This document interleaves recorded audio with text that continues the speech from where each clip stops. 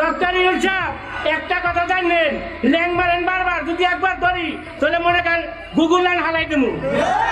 শ্রমিক যদি খেপটা যায় তা গুগুর মতন হালাই দেবো আপনারে। কারাগারে বসে ভারতে অবস্থানরত সাবেক প্রধানমন্ত্রী শেখ হাসিনার সঙ্গে মোবাইল ফোনে যোগাযোগের সুযোগ পাচ্ছেন সালমান এফ রহমান। বাংলাদেশের অবস্থা দেখে পুরো বিশ্ব মজা নিচ্ছে। কেউ দিচ্ছে গৃহযুদ্ধের ডাক, কেউ বা দিচ্ছে আন্দোলনের ডাক। এদিকে সর্বশেষ কি হচ্ছে? আবারও রাজপথে নামার হুঁশিয়ারি দিয়েছেন হাসনাত আব্দুল্লাহ। ছাত্র সমন্বয়ক ভার্সেস বিএনপি, গৃহযুদ্ধের ইঙ্গিত। বাংলাদেশে এই ধরনের জিনিস হচ্ছে, বাংলাদেশ হয়তো টুকরো টুকরো হয়ে 4-5টা ভাগে ভাগ হয়ে যেতে পারে। গৃহযুদ্ধ শব্দটা শুনছি, এটা যে নিজের দেশের জন্য শুনতে হবে এটা কখনো ভাবি নাই। সম্মানিত দর্শক মণ্ডলী, চলমান পরিস্থিতিকে নিয়ে বর্তমান রাজনৈতিক প্রেক্ষাপটের বিশ্লেষণ কিছু তথ্য আপনাদের মাঝে নিয়ে উপস্থিত হয়েছে। প্রিয় দর্শক, যে ভিডিওতে থাকবে চাঞ্চল্যকর কিছু তথ্য। ইতিমধ্যে ঢাকার বিভিন্ন জায়গায় শিক্ষার্থী এমনকি সেনাবাহিনীর মধ্যে তুমুল সংঘর্ষ হয়েছে। ধীরে ধীরে দেশ চলে যাচ্ছে গৃহযুদ্ধের দিকে।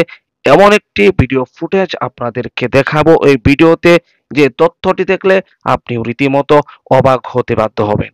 হ্যাঁ প্রিয় দর্শক, অবাক হওয়ার মতো একটি ভিডিও নিয়ে উপস্থিত হয়েছি। ভিডিওর শুরুতে শিরোনাম দেখেছেন, বিস্তারিত জানতে হলে অবশ্যই না টেনে শেষ পর্যন্ত দেখতে হবে। তাই প্রিয় দর্শক, ভিডিওটি স্কিপ না করে সম্পূর্ণ ভিডিওটি ধৈর্য সহকারে দেখবেন। আরেকটি রিকোয়েস্ট করি, আপনি যদি আমাদের এই চ্যানেলটিতে নতুন দর্শক হয়ে থাকেন অবশ্যই চ্যানেলটিকে সাবস্ক্রাইব করে পাশে থাকা বেল বাটনটি অন করে দেবেন। প্রিয় দর্শক, কথা না বাড়িয়ে ভিডিওতে একটি লাইক দিয়ে দেখতে থাকুন সম্পূর্ণ ভিডিওটি।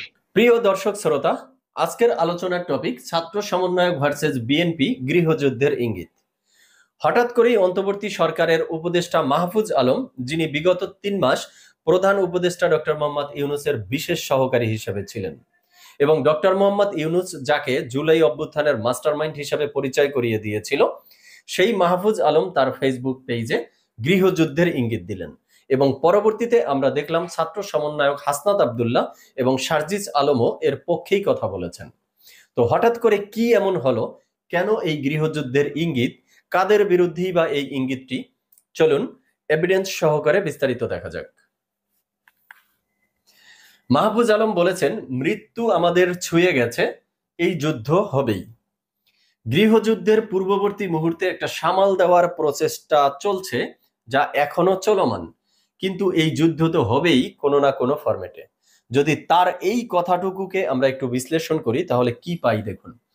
গৃহযুদ্ধের পূর্ববর্তী সময় বলতে তিনি এই সময়টিকে বুঝিয়েছেন, তাহলে গৃহযুদ্ধটি খুব সন্নিকটে বলা যেতে পারে। এবং তিনি বলছেন যে গৃহযুদ্ধের এই পূর্ববর্তী সময়ে একটি সামাল দেওয়ার প্রচেষ্টা চলছে, বাট যতই সামাল দেওয়ার প্রচেষ্টা চলুক না কেন এই যুদ্ধ কোনো না কোনো ফরম্যাটে হবেই। তিনি আর কি বলেছেন দেখা যাক। 90-এর ছাত্র তরুণ খরচ হয়ে গেছে আগেকার প্রজন্মের ধূর্তামির কাছে। আবারও সেই ধূর্ত পুরাতনপন্থীরা, আমি কোট করছি, ধূর্ত পুরাতনপন্থীরা ছাত্র তরুণদের মাঝে যে বিভেদ ও অনাস্থা তৈরি করছেন, সে সম্বন্ধে ছাত্র তরুণরা সতর্ক না থাকলে তারা প্রজন্ম আকারে হত্যাযোগ্য হয়ে উঠবে। তো এখন কোশ্চেন হলো, এই ধূর্ত পুরাতনপন্থী বলতে তিনি কাদেরকে মিন করেছেন? এটি জানতে হলে আমাদের একটু 90-এর অভ্যুত্থান ঘুরে আসতে হবে। চলুন। 1990 সালে স্বৈরাচার এরশাদ বিরোধী যে অভ্যুত্থান হয়েছিল, তখন আন্দোলন করেছিল কারা? আন্দোলন হয়েছিল 3 জোটের সম্মিলিতভাবে। আওয়ামী লীগের নেতৃত্বাধীন 8টি দল, বিএনপির নেতৃত্বাধীন 7টি দল এবং বামপন্থী নেতৃত্বাধীন 5টি দল। এবং তারা এই 3 জোটের একত্রিত একটি রূপরেখাও দিয়েছিল। সেই রূপরেখায় কি ছিল 1 মিনিটে দেখে আসি। অবাধ ও নিরপেক্ষ নির্বাচন, রেডিও টেলিভিশন সহ সব রাষ্ট্রীয় প্রচার মাধ্যমকে স্বাধীন ও স্বায়ত্তশাসিত সংস্থায় পরিণত করা, নির্বাচনের প্রতিদ্বন্দ্বী সব রাজনৈতিক দলের প্রচারণার অবাধ সুযোগ নিশ্চিত করা, জনগণের মৌলিক অধিকার সংরক্ষণ, বিচার বিভাগের স্বাধীনতা, নিরপেক্ষতা ও আইনের শাসন নিশ্চিত করা এবং মৌলিক অধিকারের পরিপন্থী সব আইন বাতিল করা। তো এরশাদের পতন হলো, তারপরে পর্যায়ক্রমে আওয়ামী লীগ এবং বিএনপি ক্ষমতায় এসেছে, কিন্তু তারা ক্ষমতায় এসে এই রূপরেখার কোনো একটিও 100% কার্যকর করেনি। আর এটি আসলে মিন করেছে যে 90-এর ছাত্র তরুণ খরচ হয়ে গেছে আগের প্রজন্মের ধূর্তামির কাছে, অর্থাৎ সেই অভ্যুত্থানটি কার্যকর হয়নি। যদি তখন কার্যকর হতো তাহলে 24 সালে এসে আবার ফ্যাসিস্টের বিরুদ্ধে অভ্যুত্থান হওয়ার কথা ছিল না। তাহলে এখন কথা হলো এই ধূর্ত পুরাতনপন্থীরা আবারও এই 24-এর অভ্যুত্থানকে নস্যাৎ করে দিতে তারা ছাত্র তরুণদের মধ্যে বিভেদ ও অনাস্থা তৈরি করতেছে। তাহলে এই পুরাতন ধূর্তরা কারা আসলে? যদি 90-এর সেই অভ্যুত্থানে দেখি আওয়ামী লীগ ছিল, তো আওয়ামী লীগ তো 24-এ এসে এখন রাজনীতির বাইরে। বামপন্থী ছিল, তো বামপন্থীদেরও তো বর্তমান রাজনৈতিক অবস্থা ভালো নেই, তাহলে বাকি থাকে বিএনপি। তাহলে আমরা বলতেই পারি যে এই ধূর্ত পুরাতনপন্থী বলতে বিএনপি কি মিন করা হয়েছে। তো এখন কোশ্চেন আসতে পারে যে 90-এর অভ্যুত্থানে তো জামাতও ছিল, তাহলে জামাতকে মিন করা হচ্ছে কিনা? আমার মনে হচ্ছে জামাতকে মিন করা হচ্ছে না। কেন, সেটি শেষের দিকে বলবো। এবার আসি আরেকটি বিষয় নিয়ে, সেটি হলো দ্য হিন্দু এই পত্রিকাটিতে ডক্টর ইউনূস একটি সাক্ষাৎকার দিয়েছেন।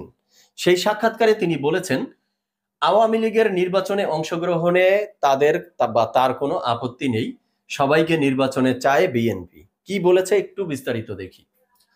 বলেছে আসন্ন যে 13শ জাতীয় সংসদ নির্বাচন আসতেছে সেই নির্বাচনে দল হিসাবে আওয়ামী লীগের প্রতিদ্বন্দ্বিতার বিষয়ে তার কোনো আপত্তি নেই, অর্থাৎ ডক্টর ইউনূসের কোনো আপত্তি নেই। বিএনপি চায় নির্বাচনে সব রাজনৈতিক দলের অংশগ্রহণ অবশ্যই থাকতে হবে। এর মধ্য দিয়ে বড় রাজনৈতিক দল হিসাবে বিএনপি তার রায় দিয়ে দিয়েছেন। ডক্টর ইউনূস বলেন একটি বড় দলের মতামতকে আমরা উপেক্ষা করতে পারি না। চলুন এটি বিশ্লেষণ করার আগে একটু পূর্বেকার ঘটনা দেখে আসি। ফাইন্যান্সিয়াল টাইমস লন্ডন ভিত্তিক একটি পত্রিকা, সেখানে কিছুদিন আগে 30শে অক্টোবর 2024 ডক্টর ইউনূস সাক্ষাৎকারে বলেছিলেন শেখ হাসিনার ফ্যাসিস্ট দলের বাংলাদেশে কোনো জায়গা এখন নেই। তখন তিনি বলেছিলেন যে ফ্যাসিস্টের বাংলাদেশে কোনো জায়গাই নেই, নির্বাচনে অংশগ্রহণ তো দূরের কথা। তাহলে হঠাৎ করে এখন কেন বলছে যে নির্বাচনে অংশ নিলে তার কোনো আপত্তি নেই, এবং সেটি আবার ক্লিয়ারও করে দিয়েছে, কারণ তার পুরো দায়ভার তিনি বিএনপির উপরে চাপিয়ে দিয়েছেন। জামাতের কথা কিন্তু এখানে বলেননি, কারণ এই নির্বাচনে যে আওয়ামী লীগ আসুক বা রাজনৈতিক দল হিসাবে আওয়ামী লীগ নিষিদ্ধ হোক, এটি কিন্তু জামাতও চায় না। বিএনপি যেমন চায় না, জামাতও কিন্তু চায় না। কিন্তু জামাতের কথা কিন্তু এখানে বলা হয়নি। কেন বলা হয়নি সেই ইস্যুটি নিয়ে পরে কথা বলবো। তাহলে এখানেও যেহেতু সম্পূর্ণ দায়ভার বিএনপির উপরে চাপিয়ে দেওয়া হয়েছে, তাহলে বলাই যায় যে ওই মাহফুজ আলমের যে গৃহযুদ্ধের ইঙ্গিত সেটি বিএনপিকে কেন্দ্র করি বা বিএনপিকে টার্গেট করি।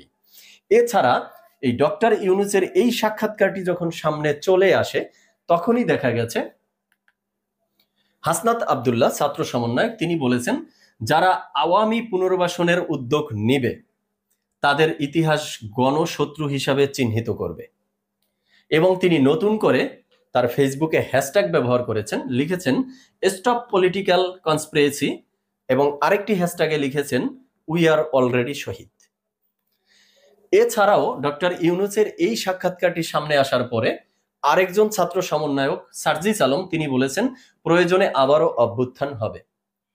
গণহত্যার বিচারের পূর্বে আওয়ামী লীগের কোনো নির্বাচনে অংশগ্রহণ করতে দিব না, প্রয়োজনে দ্বিতীয় অভ্যুত্থান হবে। তাহলে এই দ্বিতীয় অভ্যুত্থানটি কাদের বিরুদ্ধে? আওয়ামী লীগকে কারা এখানে পুনর্বাসনের উদ্যোগ নিচ্ছে সে বিষয়টি ক্লিয়ার। এছাড়াও দেখি কি কি বিষয়ে আলোচনা হয়েছে। আসিফ মাহমুদ যিনি বর্তমান যুব ও ক্রীড়া মন্ত্রণালয়ের উপদেষ্টা হিসেবে রয়েছে, তিনি বলেছে আওয়ামী লীগ নিষিদ্ধের কথা বললে দলগুলো বাধা দেওয়ার চেষ্টা করছে। তাহলে এই দলগুলো কারা? বিএনপি এবং জামাতই তো। এছাড়াও দেখেছি আওয়ামী লীগের চরিত্র উন্মোচনে ব্যর্থ হলে আরেকটি অভ্যুত্থানের প্রয়োজন হবে, এটি বলেছে আরিফ সোহেল। বৈষম্য বিরোধী ছাত্র আন্দোলনের সদস্য সচিব এই আরিফ সোহেল বলেছে আমরা চূড়ান্ত লড়াইয়ে এখনো বিজয়ী হতে পারিনি। আওয়ামী লীগের নোংরা চরিত্র বিশ্ববাসীর কাছে উন্মোচন করতে ব্যর্থ হলে আগামী 20 বছর পর আরেকটি অভ্যুত্থানের প্রয়োজন হবে, এটি হতে দিতে পারি না।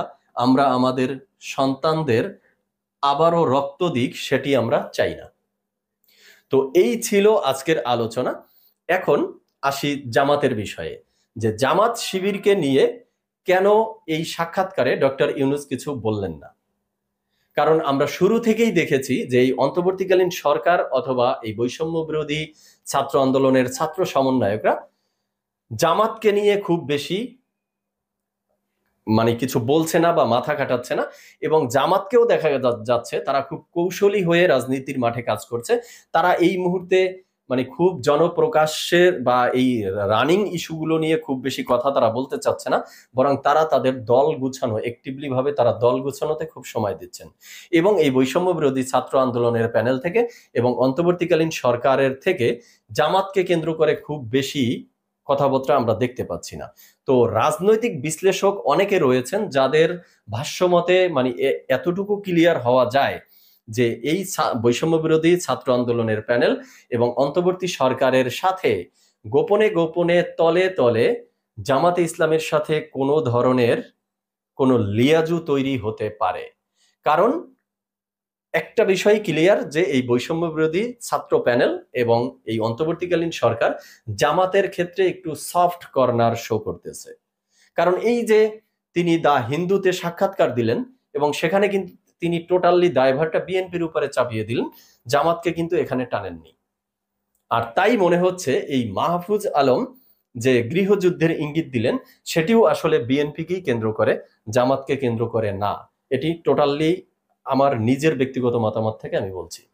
সো কনক্লুশনে এসে বলবো, দর্শক শ্রোতা আপনারা কমেন্টে আপনাদের মতামত জানান কি হতে চলছে, এই গৃহযুদ্ধ কাদেরকে ইঙ্গিত করে করা হচ্ছে। 24-এ ফ্যাসিস্টদেরকে পতন ঘটিয়ে 2000 শহীদের বিনিময়ে 1.5 লক্ষ মানুষের রক্তের উপর দিয়ে যে বিপ্লবটি সংগঠিত হলো, তারপরে সাধারণ মানুষ চেয়েছিল যে অন্তর্বর্তীকালীন। প্রিয় দর্শক, আশা করি সম্পূর্ণ ভিডিওটি দেখলেন। ভিডিও থেকে অবশ্যই বুঝতে পেরেছেন তুমুল সংঘর্ষ হচ্ছে শিক্ষার্থীদের মধ্যে, অথচ যে সমস্ত শিক্ষার্থীদের মাধ্যমে সাবেক প্রধানমন্ত্রী শেখ হাসিনার পতন হয়েছে, গণ অভ্যুত্থান হয়েছে, আর আজ সেই শিক্ষার্থীদের সাথে সেনাবাহিনীর সংঘর্ষ বাংলাদেশের মানুষ কোনো সময় কিন্তু কল্পনা করতে পারেনি। আপনারা সকলেই জানেন 3 মাস আগে যখন গণ অভ্যুত্থান হয়েছে, সাবেক প্রধানমন্ত্রী শেখ হাসিনার পতন হয়েছে, সেদিন বাংলাদেশের মানুষ কিভাবে আনন্দ উল্লাস করেছিল, কিন্তু সেই আনন্দ উল্লাস বেশি দিন টেকসই করেনি। অল্প কয়েকদিনের ব্যবধানে হয়ে গেল তার বিপরীত, যেখানে জায়গায় জায়গায় সংঘর্ষ, এমনকি রাস্তাঘাটে যানজট, বিভিন্ন জায়গায় বিশৃঙ্খলা, এমন কিছু দুর্ঘটনা ঘটছে যে সমস্ত কারণে বর্তমান অন্তর্বর্তীকালীন সরকারের প্রতি সারা বাংলাদেশের মানুষ অসন্তুষ্টি প্রকাশ করছে। শুধু সাধারণ থেকে সাধারণ মানুষ নয়, রাজনৈতিকবিদ এমনকি রাজনৈতিক বিভিন্ন দলও তাদের বিরুদ্ধে আচরণ করছে। প্রিয় দর্শক, এমন একটি অবস্থা দেশে হচ্ছে, আর পূর্বাভাস দিয়েছে যে উপদেষ্টারা যে গৃহযুদ্ধের দিকে দেশ চলে যাবে। বিস্তারিত অবশ্যই ভিডিওতে দেখেছেন। প্রিয় দর্শক, আপনাদের কাছে রিকোয়েস্ট থাকবে, এই ভিডিও যদি ভালো থাকে অবশ্যই একটি লাইক করে দিবেন, এমনকি শেয়ার করে আমাদের সাথে থাকবেন। প্রিয় দর্শক, আর যদি কোনো মতামত থাকে অবশ্যই আপনার মূল্যবান মতামতগুলো কমেন্ট বক্সে জানিয়ে দিবেন। প্রিয় দর্শক, এইবারে ভিডিওটি আজকের মতো এখানে শেষ করছি। ভালো থাকুন, সুস্থ থাকুন, আবারও দেখা হচ্ছে পরবর্তী ভিডিও।